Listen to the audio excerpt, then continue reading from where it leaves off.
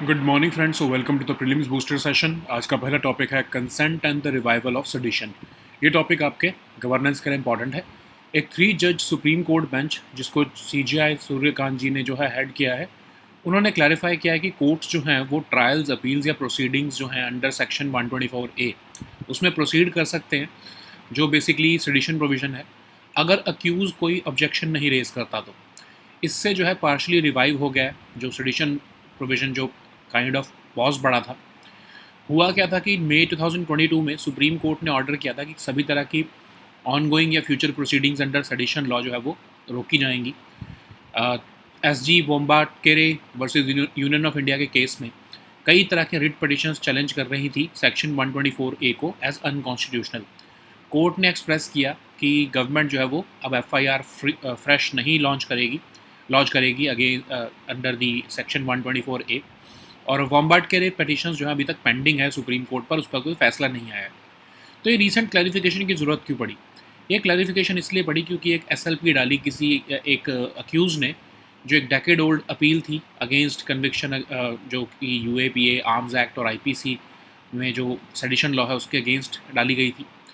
वो और उनके अक्यूज़ जो थे उन्होंने उनको लाइफ इम्प्रिजनमेंट दी थी एक सेशंस कोर्ट ने मध्य प्रदेश के फरवरी 2017 में।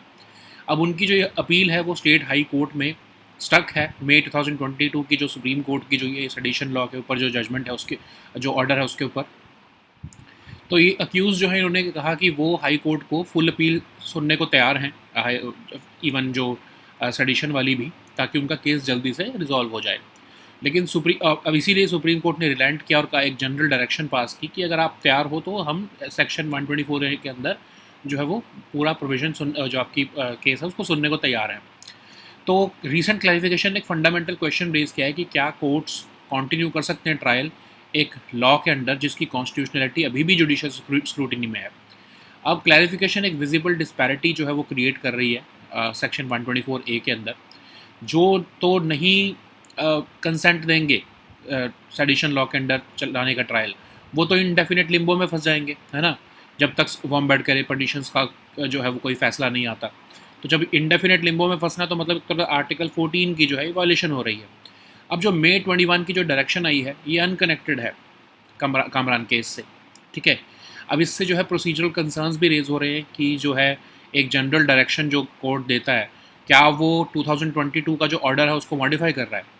अब क्लैरिफिकेशन ने प्रैक्टिकल प्रॉब्लम्स लोअर कोर्ट्स के ऊपर भी जो है वो डाल दी हैं, क्योंकि अगर एक अक्यूज अगर एक केस में अगर 2 अक्यूज़ हैं, एक कंसेंट दे देता है कि मैं सेडिशन लॉ में ट्रायल चलाने के लिए तैयार हूँ, दूसरा अक्यूज़ जो है वो कहता है नहीं हूँ, तो क्या करेंगे उस केस में, ठीक है। जो सेडिशन है उसको अगर हम देखें हिस्ट्री, तो स्टैट्यूट ऑफ वेस्टमिंस्टर 1275 तब से इसको हम जो है वो ट्रेस कर सकते हैं। इसको सेक्शन 124A आईपीसी को कॉलोनियल टूल की तरह यूज़ किया जाता था पॉलिटिकल डिसेंट को जो है वो सप्रेस करने के लिए। खासकर मोस्ट फेमसली इसको बाल गंगाधर तिलक और महात्मा गांधी के अगेंस्ट यूज़ किया गया। तो सुप्रीम कोर्ट ने रीड डाउन किया सेक्शन 124A को, कहा कि जो सिटीज़न है उसके पास राइट है क्रिटिसाइज़ करने का गवर्नमेंट को इन स्पीच और राइटिंग, एज लॉन्ग अगर उससे कोई वायलेंस या फिर पब्लिक डिसऑर्डर नहीं क्रिएट हो रहा। तो एक Kedarnath Singh versus state of Bihar का जो है जजमेंट था। ये फाउंडेशनल जुडिशियल इंटरप्रिटेशन हुआ इंडिया में सेडिशन का। अटॉर्नी जनरल ने 2022 में कुछ ऐसे इंस्टेंसेस जो हैं वो मिसयूज़ के भी शेयर किए सेडिशन लॉ के। अब जो है जब आईपीसी को चेंज करके हमने बीएनएस बना दिया, तो उसमें सेक्शन 152 है जो वो कहा जाता है कि वो सक्सेसर बन चुका है सेक्शन 124A का। वो भी जो है वो सुप्रीम कोर्ट में चैलेंज किया गया है, क्योंकि कहा जाता है कि उसका सेम एसेंशियल करैक्टर है जैसे पुराने सेडिशन लॉ का था। तो एक 4 जगह सेडिशन लॉ के अंदर, चाहे वो 124A में देखें हम आईपीसी के या फिर बीएनएस के 152 में देखें, वो फ्री स्पीच को कर्टेल करता है और right to life and personal liberty को भी अफेक्ट करता है अंडर आर्टिकल 21। तो सिर्फ टेम्पररी क्लैरिफिकेशन से कोई फ़ायदा नहीं है जब तक फाइनल जुडिशियल डिटर्मिनेशन नहीं होती कॉन्स्टिट्यूशनैलिटी की ऑफ सेडिशन लॉज की। नेक्स्ट हम टॉपिक देखते हैं सेंट्रल कंज्यूमर प्रोटेक्शन अथॉरिटी। ये टॉपिक आपके गवर्नेंस के लिए इंपॉर्टेंट है। तो सीसीपीए ने एक्शन लिया है कई तरह की एंटिटीज़ और के against for वॉलेशन of consumer rights. तो सीसीपीए क्या है? एस्टैब्लिश हुआ था under section 10 of consumer protection act of 2019 ministry of consumer affairs के अंडर आता है। एक चीफ कमिश्नर इसको हेड करते हैं सीसीपीए को, और इसमें 2 अदर कमिश्नर्स होते हैं। एक कमिश्नर जो कि गुड्स रिलेटेड इशूज से डील करता है, दूसरा कमीशन जो है वो सर्विस रिलेटेड कंप्लेंट से डील करता है। तो सीसीपीए प्रोटेक्ट, प्रमोट और इन्फोर्स करता है राइट्स ऑफ कंज्यूमर्स। ये प्रिवेंट करता है अनफेयर ट्रेड प्रैक्टिसेस को और कर्ब करता है फॉल्स और मिसलीडिंग एडवर्टीजमेंट्स। ये इंश्योर करता है कि कोई भी पब्लिश या डिसमिनेट ना करे फॉल्स और मिसलीडिंग एडवर्टीजमेंट्स। इवन ये क्लास एक्शन सूट्स भी इनिशिएट कर सकता है, जैसे कि रिकॉल, रिफंड या कैंसिलेशन ऑफ लाइसेंसेस। अब इसकी जो इन्वेस्टिगेशन विंग है उसको हम एक देखते हैं कि डायरेक्टर जनरल हेड करते हैं। नेक्स्ट हम टॉपिक देखते हैं national e governance service delivery assessment. Topic governance के लिए इंपॉर्टेंट है। तो डिपार्टमेंट ऑफ एडमिनिस्ट्रेटिव रिफॉर्म्स ने लॉन्च किया है एक portal, national e governance service delivery assessment 2025। ये national e governance service delivery assessment क्या है, एक बायनियल असेसमेंट फ्रेमवर्क है DARPG का। मेजर करता है depth and effectiveness of existing e governance service delivery mechanisms. ये बेस्ड है on the online service index of UN E government survey. Assess करता है availability, accessibility, maturity of online service delivery. एक तरह से इंपॉर्टेंट बेंचमार्किंग एक्सरसाइज है ये improve करने के लिए online service delivery across the country. अब इसकी अगर हम कवरेज देखें तो ये सभी तरह की गवर्नमेंट टू सिटीजन या government to business services across key sectors जो है ये कवर करता है, और इसमें कई तरह के सेक्टर्स पर फोकस है, खासकर जो services ministry of corporate affairs देती है उस पर इसको एक्सपैंड किया जा रहा है। नेक्स्ट हम टॉपिक देखते हैं प्रधानमंत्री आवास योजना ग्रामीण। ये टॉपिक भी आपके गवर्नेंस के लिए इंपॉर्टेंट है। यूनियन रूरल डेवलपमेंट मिनिस्टर ने कहा है कि 10,000 करोड़ के आसपास जो है 12 स्टेट्स को रिलीज़ किए गए हैं प्रधानमंत्री आवास ग्रामीण योजना ग्रामीण के अंडर। ये योजना जो है 2016 में लॉन्च की गई थी फाइनेंशियल असिस्टेंस देने के लिए एलिजिबल रूरल हाउस होल्ड्स को, और गवर्नमेंट का इनिशियल टारगेट था कि 95 करोड़ हाउसेज बनाए जाएंगे, बट बाद में से 5 साल के लिए एक्सटेंड करके 2 करोड़ और हाउसेज बनाने का टारगेट रख दिया गया। हर हाउस लगभग 25 स्क्वायर मीटर का होगा, और ये जो हाउसिंग डेप्रीवेशन पैरामीटर्स है उसके ऊपर जो है वो जो SECC हुआ था 2011 में उसके ऊपर क्राइटेरिया बनाया गया है। अब स्कीम जो है वो डायरेक्ट फाइनेंशियल सपोर्ट देती है हाउस कंस्ट्रक्शन के लिए 1.2 लाख प्लेन एरियाज़ में, 1.3 लाख हिली एरियाज़ में, और पूरा प्रोसेस जो है ई गवर्नेंस सॉल्यूशंस के थ्रू जो है वो मॉनिटर किया जाता है। नेक्स्ट हम टॉपिक देखते हैं CISF। टॉपिक सिक्योरिटी के लिए इंपॉर्टेंट है। लगभग 1200 फिशिंग हार्बर्स और फिशिंग लैंड साइट्स जो है वो अब CISF के कंट्रोल में आ जाएंगी, ओवरसाइट में आ जाएंगी as per union home ministry's plan कि इंडिया के कोस्ट लाइन को सिक्योर किया जाए। CISF क्या है, मिनिस्ट्री ऑफ होम अफेयर्स के अंडर जो है वो एक सेंट्रल आर्म्ड पुलिस फोर्स है। तो ये क्रिटिकल इंफ्रास्ट्रक्चर और इंपॉर्टेंट नेशनल इंस्टॉलेशंस को प्रोटेक्ट करती है। इसको स्पेशलाइज्ड इंडस्ट्रियल सिक्योरिटी फोर्स की तरह जो है वो बनाया गया था इंडो पाकिस्तानी वॉर ऑफ 1965 के बाद। 1969 में इसको बनाया गया, ठीक है। और इसको एक IPS ऑफिसर हेड करते हैं जिनका रैंक जो है वो डायरेक्टर जनरल का होता है। ये फोर्स 7 सेक्टर्स में डिवाइडेड है। इनके पास एक फायर सर्विस विंग भी है, 7 ट्रेनिंग इंस्टीट्यूट्स हैं, और एक इंडिया के जो मोस्ट क्रिटिकल फैसिलिटीज़ हैं जैसे इंफ्रास्ट्रक्चर फैसिलिटीज़ जैसे nuclear installation, space establishments, airports, sea ports, power plants, इन सबको ही प्रोटेक्ट करती है, ठीक है। नेक्स्ट हम टॉपिक देखते हैं सांची स्तूपा। ये टॉपिक आर्ट एंड कल्चर के लिए इंपॉर्टेंट है। तो जो सेक्रेड रेलिक्स हैं और लॉर्ड बुद्धा के मोस्ट प्रोमिनेंट डिसाइपल्स के दो जो डिसाइपल्स उनके मेन थे, वो सांची स्तूपा से जो है वो मंगोलिया भेजे जा रहे हैं, ठीक है। तो सांची स्तूपा जो है वो जो मौर्यन एम्परर अशोका ने 3rd सेंचुरी BC में बनाया था। तो इसमें रिलीजियस रेलिक्स या रिमेन्स ऑफ बुद्धा जो है वो और उनके डिसाइपल्स के जो है वो यहाँ पर एनश्राइंड है। और इसको ब्रिटिश ऑफिसर हेनरी टेलर ने 1818 में डिस्कवर किया। अब इसमें अगर हम देखें स्ट्रक्चर तो एक मैसिव स्टोन रेलिंग है जिसमें कि 4 गेटवेज हैं। इसमें एक बेस है जो कि हेमिस्फेरिकल डोम से बना हुआ है, ठीक है। नेक्स्ट हम टॉपिक देखते हैं फॉरेस्ट एडवाइजरी कमेटी। ये टॉपिक आपके एनवायरनमेंट के लिए इंपॉर्टेंट है। फॉरेस्ट एडवाइजरी कमेटी ने इन प्रिंसिपल अप्रूवल दे दिया है डाइवर्जन करने के लिए 3000 hectares of forest land across several states infrastructure projects के लिए। तो FAC क्या है, एक statutory body under forest conservation act, और ये कंसिडर करती है क्वेश्चंस कि कैसे फॉरेस्ट लैंड को नॉन फॉरेस्ट यूजेस में डाइवर्ट किया जा सकता है, और मिनिस्ट्री ऑफ एनवायरनमेंट के अंडर ही आती है ये। नेक्स्ट हम टॉपिक देखते हैं मिशन क्वीन पाइनएप्पल। ये टॉपिक आपके इकोनॉमी के लिए इंपॉर्टेंट है। Union minister for development of north eastern region ने मिशन क्वीन पाइनएप्पल लॉन्च किया है। तो ये त्रिपुरा का जो USP है GI टैग्ड क्वीन पाइनएप्पल, उसको प्रमोट करने के लिए बनाया जा रहा है।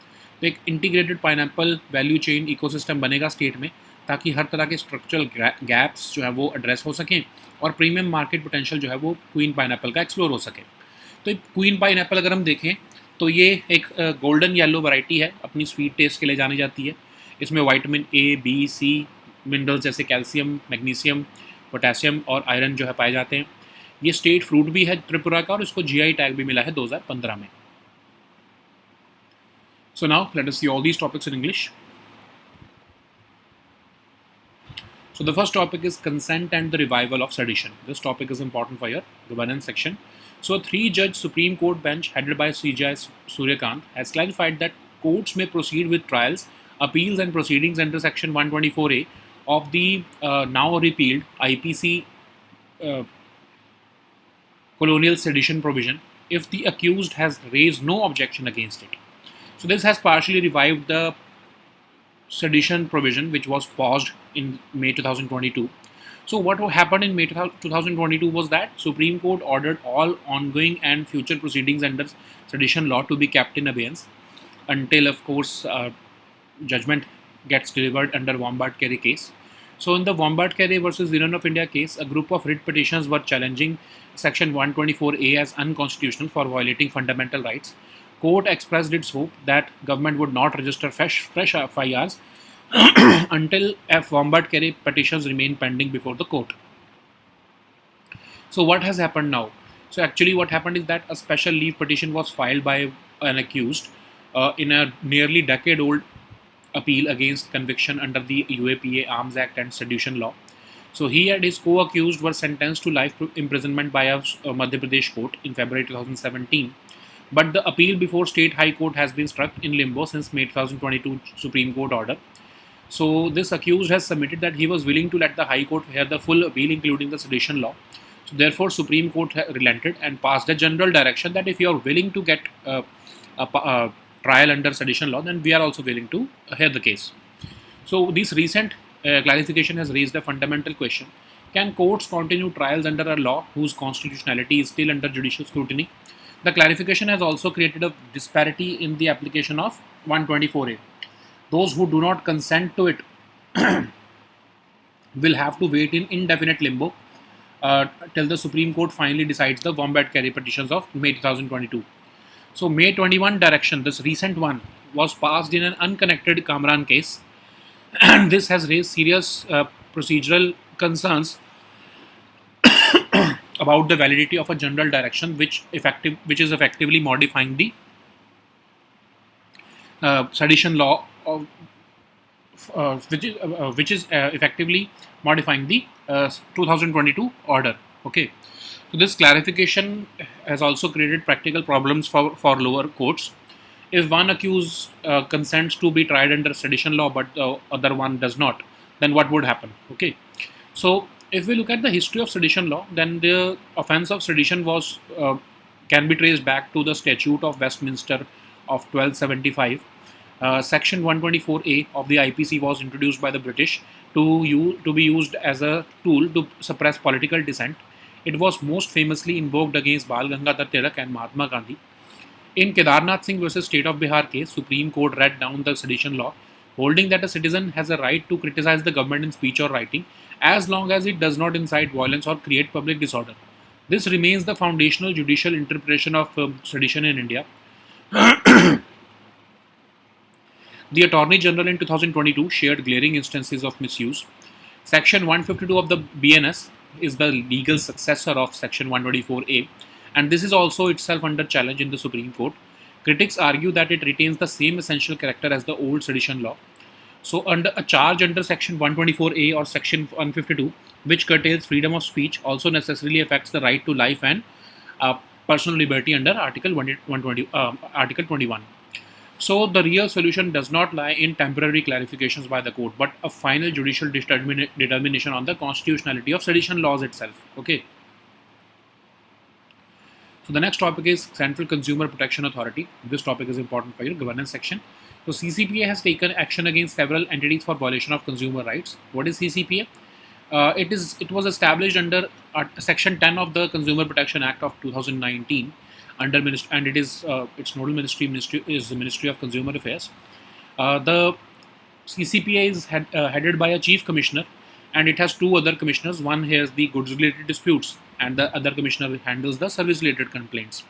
So CCPA protects, promotes and enforces the rights of consumers as a class under the Act. It prevents unfair trade practices and curbs false and misleading advertisements.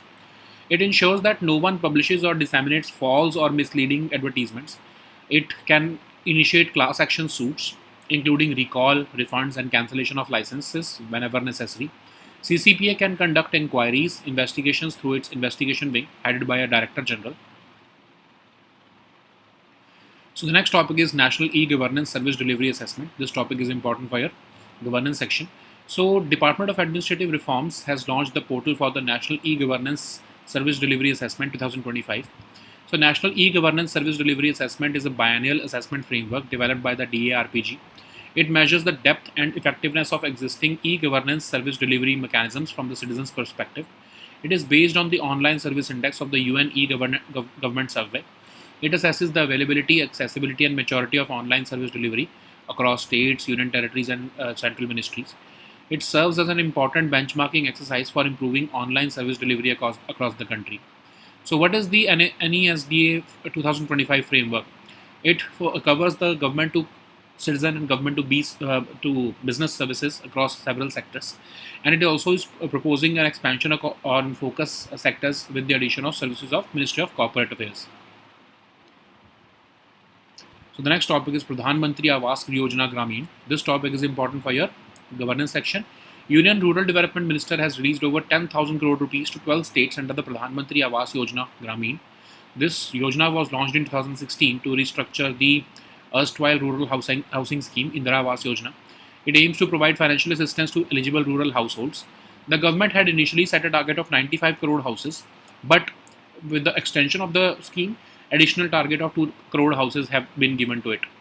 Each house must have at least 25 square meter, including a dedicated hygienic cooking area.